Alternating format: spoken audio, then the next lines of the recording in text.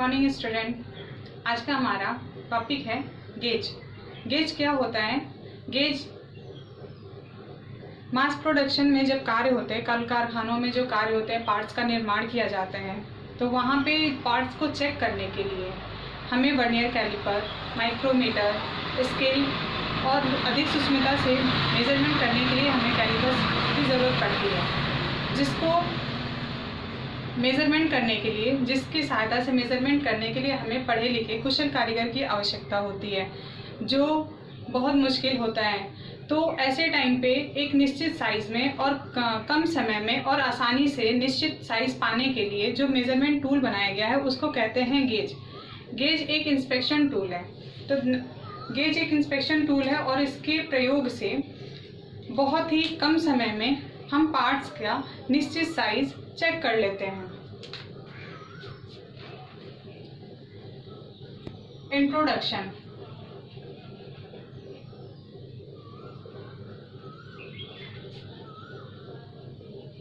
Gauge एक inspection tool है। ये इंस्पेक्शन टूल है, इसे मेजरिंग टूल नहीं कहते हैं क्योंकि इस पे स्केलिंग नहीं होती है। इसको ऐसे बनाया जाता है कि जिस पार्ट का उत्पादन हम कर रहे होते हैं मास प्रोडक्शन में, तो उस पार्ट के अकॉर्डिंग, इंटरचेंजेबिलिटी के अकॉर्डिंग इस गेज का निर्माण किया जाता है, इसलिए इसे इंस्पेक्शन टूल कहते हैं। इसका प्रयोग अधिक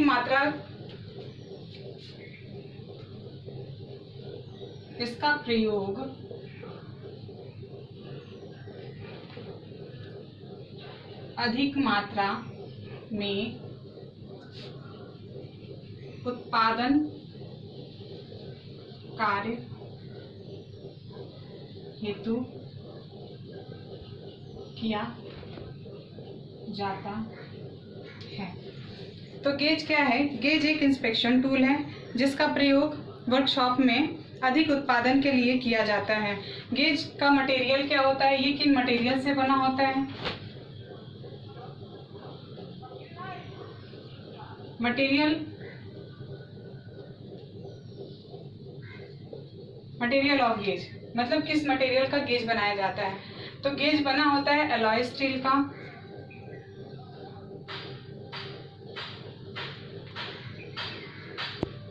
ये एलॉय स्टील का बना होता है और इसके गेजिंग पॉइंट को, जिन पॉइंट के माध्यम से हम पार्ट्स का मेजरमेंट लेते हैं, उनकी एक्यूरेसी चेक करते हैं, तो वो उसको हार्ड एंड टेम्पर कर दिया जाता है। अब हमको पढ़ना क्या है? गेज कार्य के अनुसार कई प्रकार के होते हैं, जिनमें से हमें पढ़ना है रेडियस गेज, फीलर गेज और होल गेज। तो रेडियस गेज क्या है? रेडियस का मतलब क्या होता है? रेडियस का मतलब होता है त्रिज्या। किसी भी जॉब का त्रिज्या मापने के लिए जिस गेज का प्रयोग करते हैं उसे हम रेडियस गेज कहते हैं। ये पत्तियों में, विभिन्न साइजों के पत्तियों में बना होता है और इसको नट और स्क्रू की सहायता से एक प्लेट पे कस दिया जाता है। तो साइज के अकॉर्डिंग इसमें कई पत्तियां होती हैं और BIS के अनुसार ये 3 सेट में पाए जाते हैं। रेडियस गेज जॉब की त्रिज्या मेजरमेंट करने के लिए, इंटरनल रेडियस या एक्सटर्नल रेडियस को मेजरमेंट करने के लिए रेडियस गेज का प्रयोग किया जाता है। इसको बनाने का मेन उद्देश्य ये होता है कि हमारा जो त्रिज्या होता है जॉब में, उसको आसानी से चेक कर सके। उसके विभिन्न साइजों को चेक करने के लिए इसमें विभिन्न आकृति, विभिन्न साइज के ब्लेड लगे होते हैं। तो रेडियस गेज को फिलेट गेज के नाम से भी जाना जाता है, या फिर इसे कह सकते हैं रेडियस और फिलेट गेज।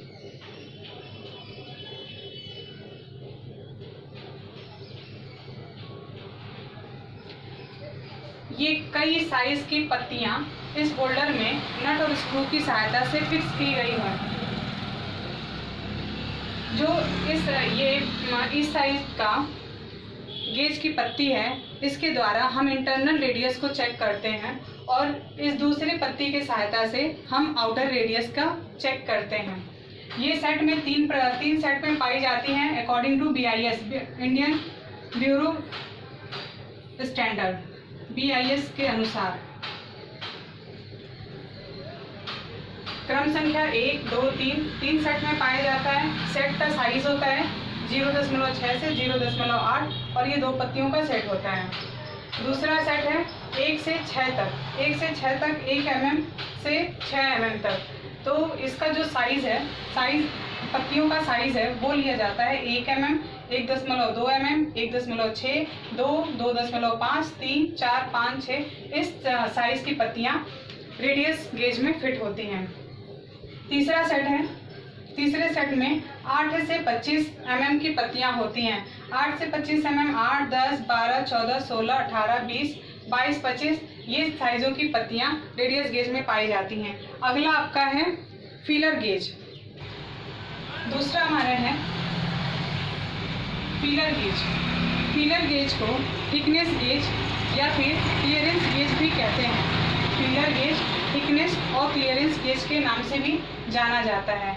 इसका प्रयोग 2 फिट किए जाने वाले पार्ट मशीन को जब अलाइनमेंट किया जाता है, उन 2 पार्ट के बीच में क्लियरेंस चेक करने के लिए हम फीलर गेज का प्रयोग करते हैं। इनके साइज के अनुसार बहुत सारी ब्लेड होती हैं। इन ब्लेड की थिकनेस इन पत्तियों पे लिखा होता है। कभी अगर ऐसी ज़रूरत पड़ती है कि हमारा क्लियरेंस अधिक होता है, पार्ट के बीच में जो गैप होती है वो अधिक होता है, तो हम इनमें से 2 पत्तियों या 3 पत्तियों के सेट को एक साथ भी प्रयोग कर सकते हैं। तो फीलर गेज का प्रयोग हम पार्ट को फिट किए जाने वाली जगह पे उसका क्लियरेंस चेक करने के लिए करते हैं। इसका भी मटेरियल अलॉय स्टील होता है। इसकी जो ब्लेड की थिकनेस होती है, इस पे ब्लेड के ऊपर लिखा होता है और इन पत्तियों को